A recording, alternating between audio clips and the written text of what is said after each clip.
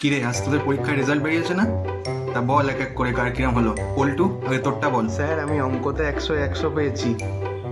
বাহ, খুব ভালো। আর বাকিগুলো? হ্যাঁ স্যার, সবগুলোই 90-এর ওপর। বাহ, ভালো ভালো। টুবলে, তোরটা?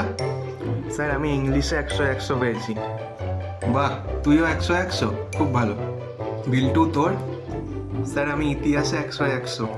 বাহ, তোরও 100। এবারে তোদের সবার রেজাল্ট তো দেখছি খুব ভালো হয়েছে। আর ঝন্টু, তুই চুপ করে আছিস কেন? এবারেও নিশ্চয়ই ধেরিয়েছিস। কত পেয়েছিস সাবজেক্টগুলো? আমিও স্যার 100 পেয়েছি।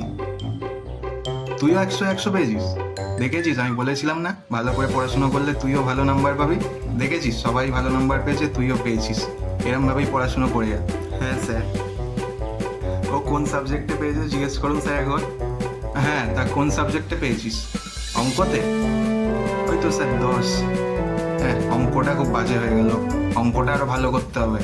তাহলে কি ইংলিশে পেয়েছিস? 15। ইংলিশটাও তো দেখছি বাজে পেলি। তাহলে ভূগোলে? 20। ভূগোলেও এত কম? কি যে করিস। তাহলে কি ইতিহাসে? 25। ইতিহাসেও কম পেয়ে গেলি। তাহলে সায়েন্সে? 30। সায়েন্সেও এত কম? তাহলে 100 বললি, কিসে পেয়েছিস? কেন স্যার, সবকটা সাবজেক্টের নম্বর টোটাল করলে তো 100ই হচ্ছে। আপনি দেখুন। কি, সব কটা সাবজেক্টের নম্বর যোগ করে 100? স্যারের সাথে চ্যাংড়ামো করা হচ্ছে? দাঁড়া, আজ তোকে ছাড়বো না। না স্যার, পরের বার থেকে ভালো করে পড়াশোনা করবো। এবার ছেড়ে দিন স্যার, প্লিজ প্লিজ।